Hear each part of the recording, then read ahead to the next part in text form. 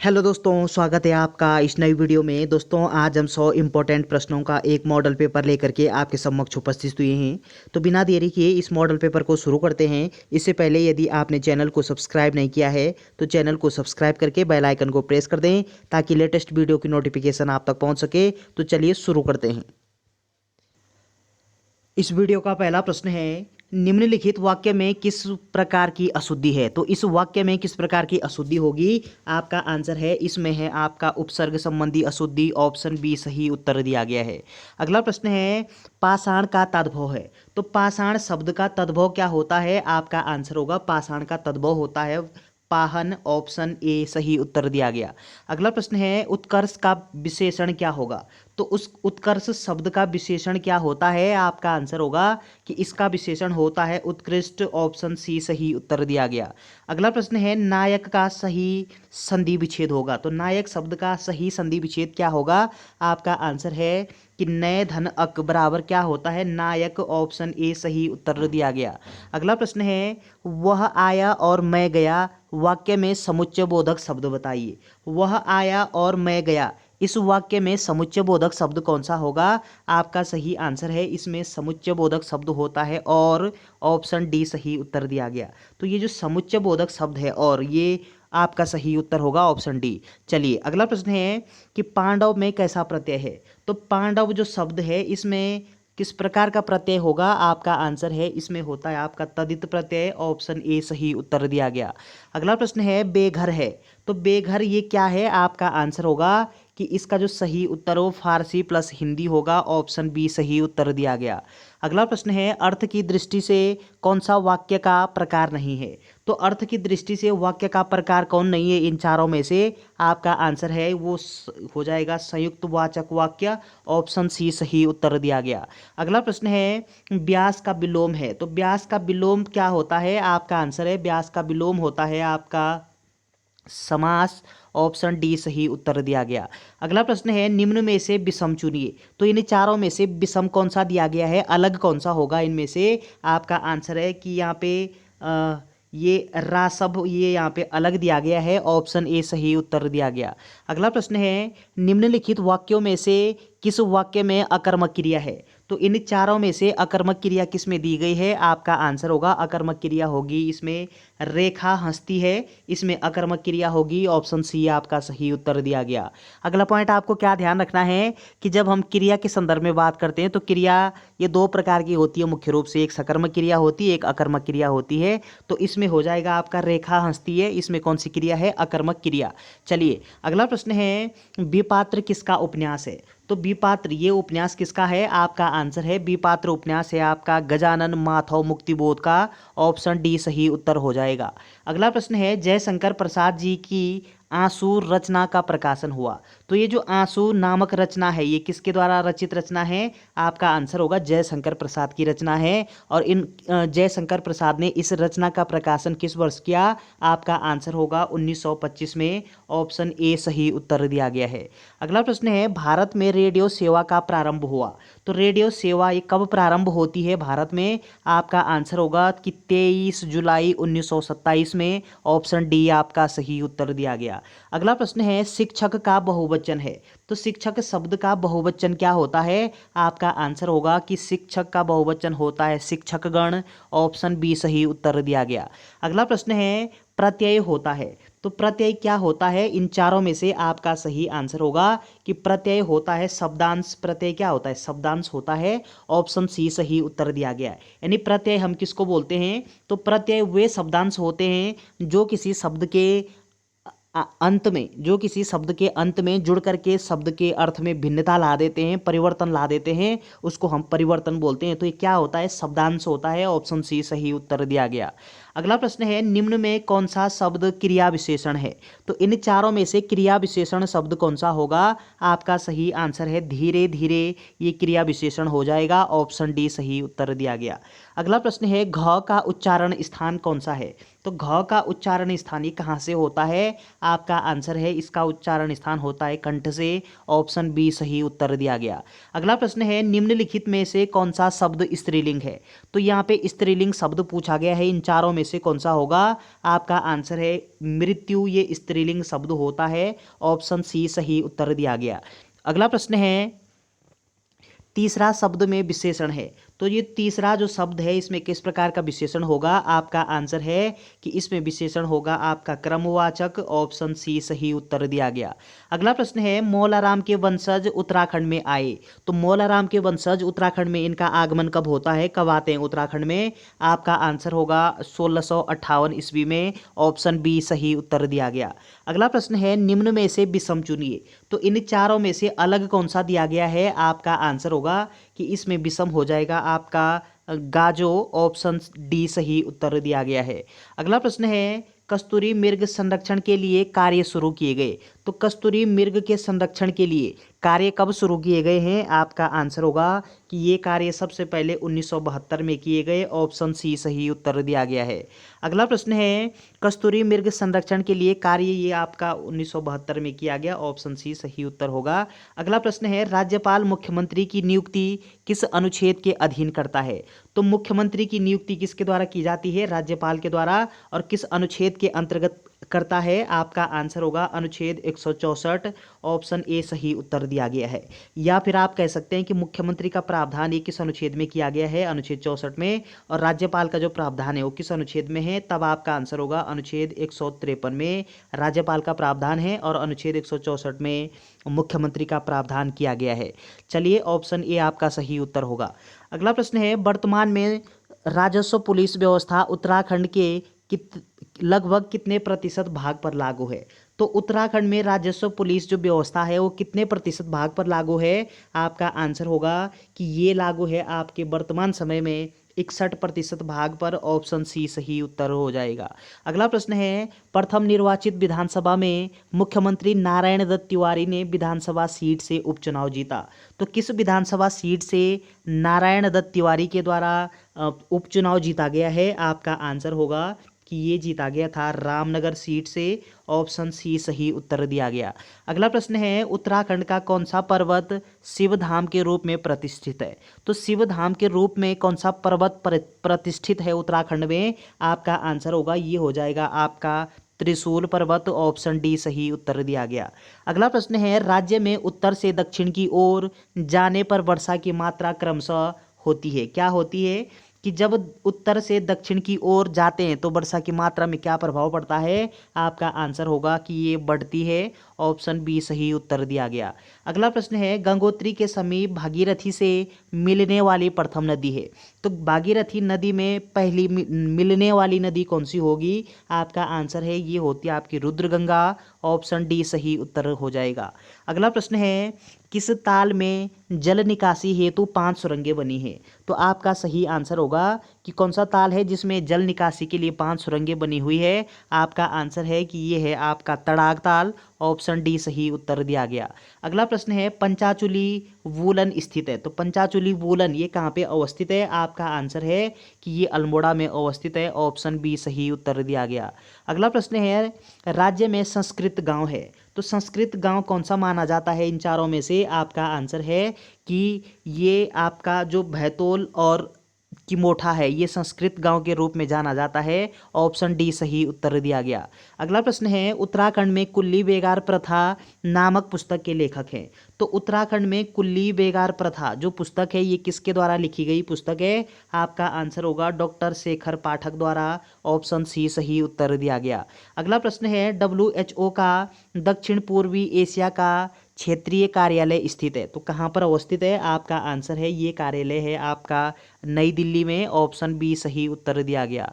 अगला प्रश्न है भारत छोड़ो आंदोलन के दौरान भारतीय राष्ट्रीय कांग्रेस के अध्यक्ष थे, तो भारत छोड़ो आंदोलन के दौरान भारतीय राष्ट्रीय कांग्रेस के अध्यक्ष कौन थे? आपका आंसर होगा इसके अध्यक्ष थे अबुल कलाम आज़ाद। ऑप्शन ए सही उत्तर हो जाएगा। अगला प्रश्न है मैक्सिको व अमेरिका के मध्य सीमा रेखा बनाने वाली नदी है, तो मैक्सिको और अमेरिका के बीच में सीमा रेखा कौन सी नदी बनाती है? आपका आंसर होगा कि ये रियो ग्रांडे नदी बनाती है, ऑप्शन डी सही उत्तर दिया गया है। अगला प्रश्न है भारतीय ध्वज संहिता लागू हुई थी। तो भारतीय ध्वज संहिता ये किस वर्ष लागू होती है? आपका आंसर है वर्ष 2002 में, ऑप्शन सी सही उत्तर दिया गया।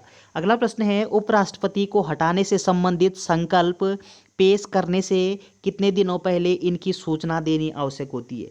तो उपराष्ट्रपति को अगर हटाने की बात अगर होती है तो कितने दिन पहले संकेत दिया जाना चाहिए, कितने दिन पहले सूचना देनी चाहिए? आपका आंसर होगा कि 14 दिन पहले सूचित करना आवश्यक होता है, ऑप्शन बी सही उत्तर दिया गया।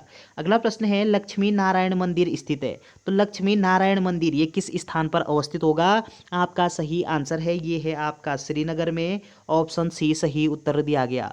अगला प्रश्न है राज्य का कौन सा क्षेत्र सिरमौर राजाओं की राजधानी हुआ करती थी? तो सिरमौर राजाओं की राजधानी ये कौन सा क्षेत्र हुआ करता था? आपका आंसर होगा ये होता था आपका बाड़ाहाट, ऑप्शन ए आपका सही उत्तर दिया गया है। बाड़ाहाट ये कहाँ का प्राचीन नाम है? उत्तरकाशी का प्राचीन नाम है बाड़ाहाट, और ये सिरमौर राजाओं की राजधानी हुआ करती थी, ऑप्शन ए आपका सही उत्तर दिया गया। अगला प्रश्न है गुरुकुल कांगड़ी की स्थापना किस वर्ष होती है? तो गुरुकुल कांगड़ी विश्वविद्यालय इसकी स्थापना किस वर्ष होती है? आपका आंसर है इसकी स्थापना होती है आपका 4 मार्च 1902 को, ऑप्शन ए सही उत्तर दिया गया। अगला प्रश्न है कन्या गुरुकुल कैंपस देहरादून की स्थापना हुई। तो कन्या गुरुकुल कैंपस ये कहाँ पे है? देहरादून में, और इसकी स्थापना किस वर्ष होती है? आपका आंसर है 1922 में, ऑप्शन बी सही उत्तर दिया गया। अगला प्रश्न है देव संस्कृत विश्वविद्यालय की स्थापना कब हुई? तो देव संस्कृत विश्वविद्यालय इसकी स्थापना किस वर्ष होती है? आपका आंसर है वर्ष 2002 में, ऑप्शन सी सही उत्तर दिया गया। अगला प्रश्न है देवप्रयाग स्थित रघुनाथ मंदिर का जीर्णोद्धार किसके द्वारा करवाया गया था? तो देवप्रयाग का जो रघुनाथ मंदिर है इस मंदिर का जीर्णोद्धार किसके द्वारा करवाया गया है? आपका आंसर होगा कि दौलता राव सिंधिया द्वारा, ऑप्शन सी सही उत्तर होगा। अगला प्रश्न है उजेली दुर्गा मंदिर अर्थात बाड़ाहाट का निर्माण किसने करवाया? तो उत्तरकाशी में जो उजेली दुर्गा मंदिर है इसका निर्माण किसके द्वारा कराया गया है? आपका आंसर होगा कि भवानी शाह के द्वारा निर्मित मंदिर है, ऑप्शन बी सही उत्तर दिया गया। अगला प्रश्न है बैजनाथ झील ये कृत्रिम झील है का निर्माण कब हुआ? तो बैजनाथ जो झील है इसका निर्माण किस वर्ष होता है? आपका आंसर है ये आपका वर्ष 2016 में निर्मित होती है, ऑप्शन ए सही उत्तर दिया गया। अगला प्रश्न है लखनपुर प्राचीन नाम है। तो लखनपुर ये कहाँ का प्राचीन नाम है, किस क्षेत्र का प्राचीन नाम है लखनपुर? आपका आंसर होगा लखनपुर ये आपका द्वाराहाट का प्राचीन नाम है, ऑप्शन बी सही उत्तर दिया गया। द्वाराहाट ये मीठी मूलियों के लिए प्रसिद्ध है। अगला प्रश्न है राज्य में औषधियों का संग्रहण किस अधिनियम के द्वारा किया गया? तो औषधियों का संग्रहण ये किस अधिनियम के द्वारा किया जाता है उत्तराखंड में? आपका आंसर होगा कि 1982 में एक अधिनियम लाया गया, ऑप्शन सी सही उत्तर होगा। अगला प्रश्न है भारत की प्रथम महिला सांसद कौन बनी? तो प्रथम महिला सांसद कौन बनती है भारत की? आपका सही आंसर होगा कि ये बनती है आपका राधाबाई सुब्रमण्यन, ऑप्शन सी सही उत्तर हो जाएगा। अगला प्रश्न है भारत की पहली भूमिगत वाटर ट्रेन चली। तो भारत की जो पहली भूमिगत वाटर ट्रेन है वो किस स्थान पर चलती है? आपका आंसर होगा कि वो चलती है आपकी पश्चिम बंगाल में, ऑप्शन सी सही उत्तर दिया गया। अगला प्रश्न है गुजड़ू आंदोलन के प्रणेता माने जाते हैं।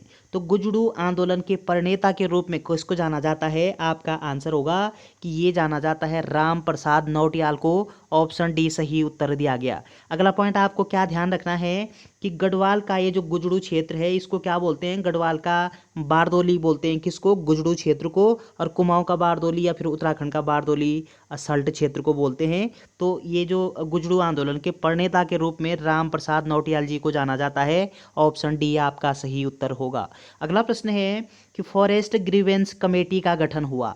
तो फॉरेस्ट ग्रीवेंस कमेटी इस कमेटी का गठन किस वर्ष होता है? आपका आंसर होगा इसका गठन होता है आपका 13 अप्रैल 1921 को, ऑप्शन डी सही उत्तर दिया गया। अगला प्रश्न है सीरा का विजेता कहा जाता है।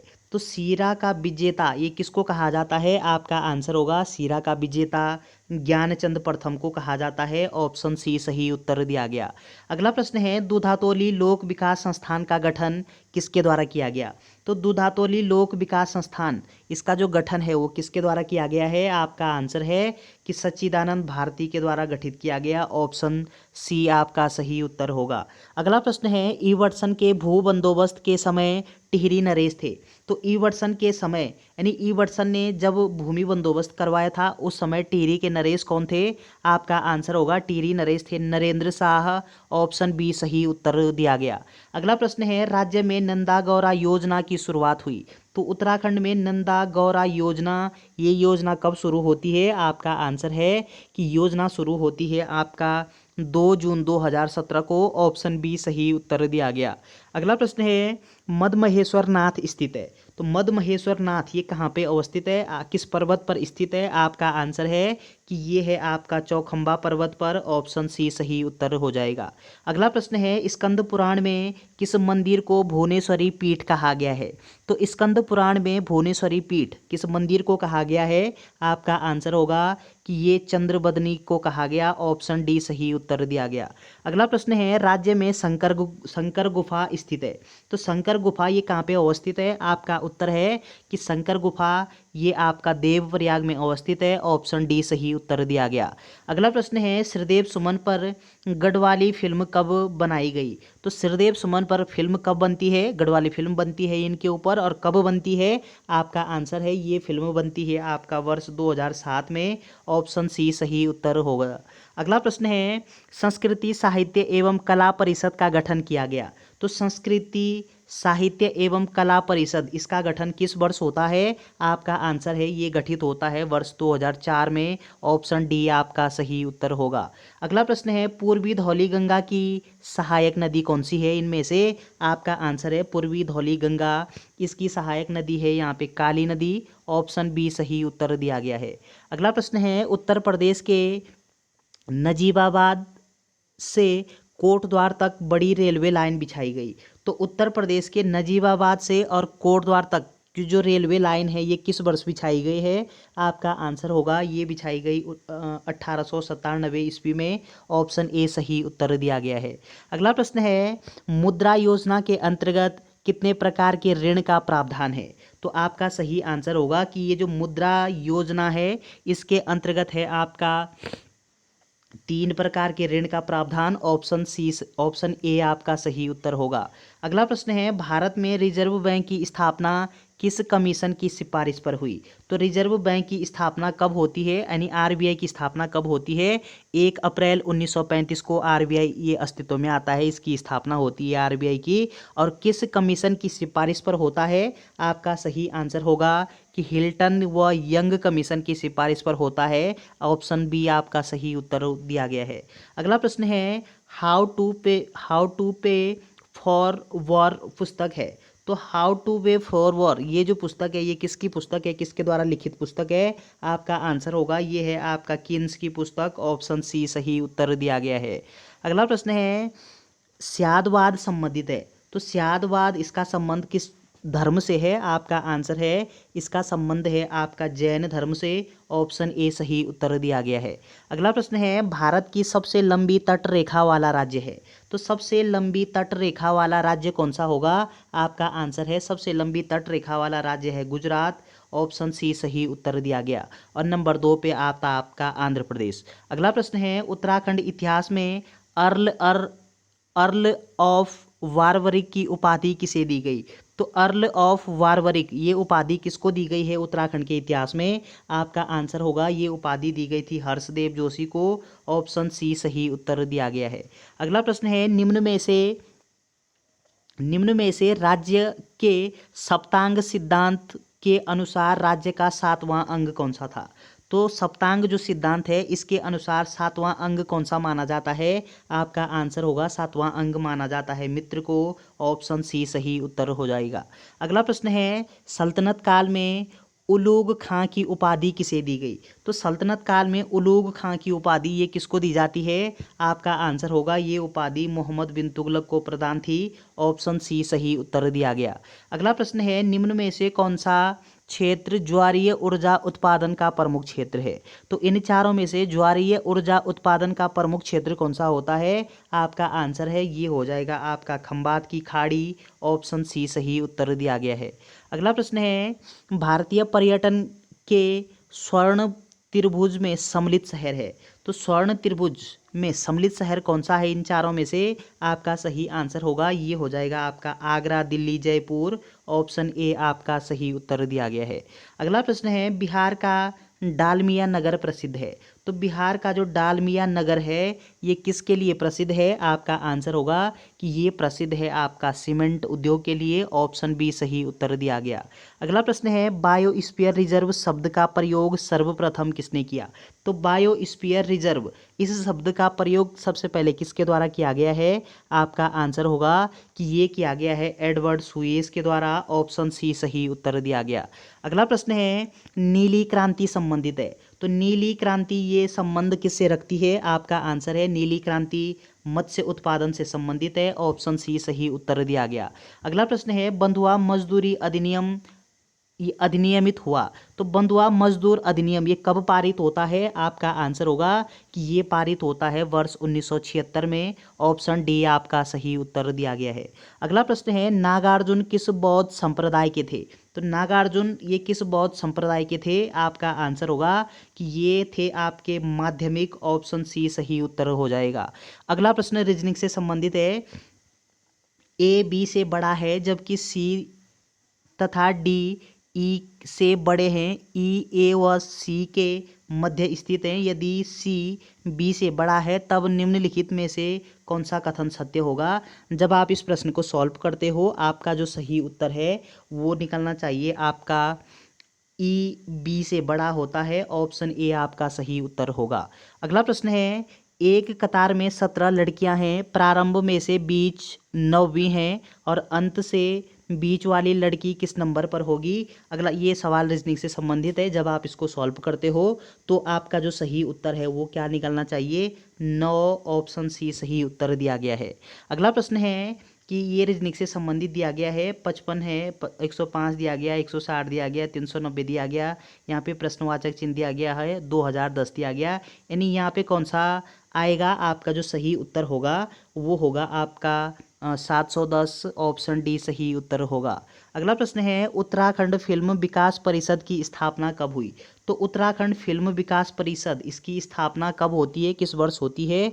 आपका आंसर होगा वर्ष 2016 में, ऑप्शन सी सही उत्तर दिया गया। अगला प्रश्न है, गढ़वाल में सरौला व्यवस्था का जनक किसे कहा जाता है? तो सरौला सब व्यवस्था का जनक किसको कहा जाता है गढ़वाल में? आपका आंसर होगा अजयपाल को, ऑप्शन ए सही उत्तर दिया गया। अगला प्रश्न है, बनकोट ताम्रपत्र आकृतियों की खोज हुई। तो बनकोट ताम्रपत्र आकृतियों की खोज ये कब होती है, किस वर्ष होती है? आपका आंसर होगा ये होती है 1989 में, ऑप्शन डी आपका सही उत्तर होगा। अगला प्रश्न है, निम्न में से कौन उद्धोधचंद के शासनकाल में नहीं था? तो उद्धोधचंद के शासनकाल में इन चारों में से कौन नहीं था? आपका आंसर होगा कि पुरुषोत्तम पंत, ऑप्शन डी आपका सही उत्तर दिया गया। तो पुरुषोत्तम पंत ये नहीं थे, बाकी ये 3 थे। अगला प्रश्न है, मलेथा की गूल किसके द्वारा बनाई गई? तो मलेथा की गूल इसका निर्माण किसके द्वारा किया गया है? आपका आंसर है इसका निर्माण किया गया माधव सिंह भंडारी के द्वारा, ऑप्शन बी आपका सही उत्तर होगा। अगला प्रश्न है, हाटकोटी की संधि किस किस के मध्य हुई थी? तो हाटकोटी की संधि ये किस किस के बीच में होती है? आपका आंसर है हाटकोटी की संधि होती है पृथ्वीपति शाह और मानधाता प्रकाश के बीच में, ऑप्शन सी आपका सही उत्तर हो जाएगा।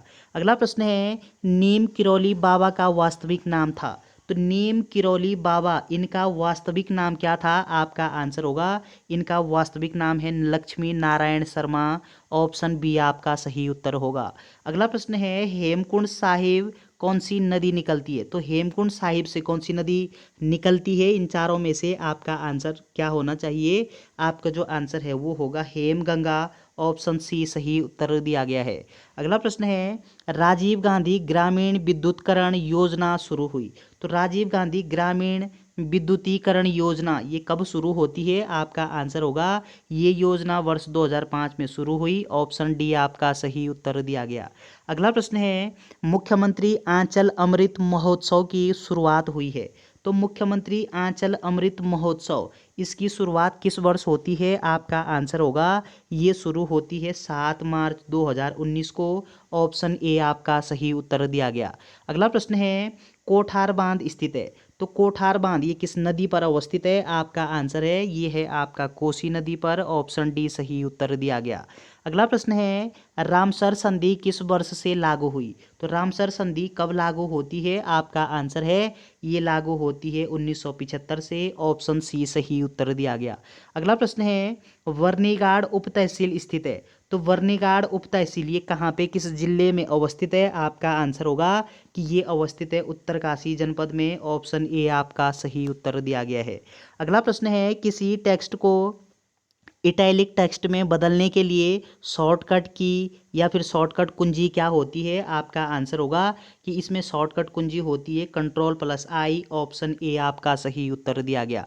अगला प्रश्न है, यूपीआई से अधिकतम कितने रुपए ट्रांसफ़र हो सकते हैं? तो यूपीआई से अधिकतम कितने रुपए ट्रांसफ़र हो सकते हैं? आपका आंसर होगा अधिकतम हो सकते हैं। आपका ऑप्शन डी आपका सही उत्तर हो जाएगा। अगला प्रश्न है, निम्न में से कौन खुद को रिफ्लेक्ट करके अपनी कॉपी बना लेता है? तो इस प्रश्न का सही उत्तर क्या होना चाहिए? आपका आंसर होगा कि ये होता आपका वार्मस। ऑप्शन सी सही उत्तर दिया गया। अगला प्रश्न है, न्यू विंडो इंसर्ट का विकल्प किस मेन्यू से उपलब्ध होता है? आपका आंसर होगा ये उपलब्ध होता है आपका फाइल से। ऑप्शन ए आपका सही उत्तर दिया गया। अगला प्रश्न है, रेहला के लेखक कौन है? तो रेहला ये किसके द्वारा लिखी गई है? आपका आंसर होगा ये लिखी गई है आपका इन बतूता के द्वारा। ऑप्शन सी आपका सही उत्तर दिया गया। अगला प्रश्न है, देश का पहला राज्य जिसने पीपीपी मॉडल पर रेलवे ट्रैक बनाया। तो देश का वो पहला राज्य कौन सा है जिसने पीपीपी मॉडल पर रेलवे ट्रैक का निर्माण किया है? आपका आंसर होगा कि ये राज्य है आपका गुजरात। ऑप्शन बी सही उत्तर दिया गया है। तो चलिए दोस्तों, ये 100 महत्वपूर्ण प्रश्नों का एक मॉडल पेपर था। वीडियो अगर आपको अच्छी लगती है तो चैनल को सब्सक्राइब करके वीडियो को अपने दोस्तों के साथ शेयर करें। Thanks for watching.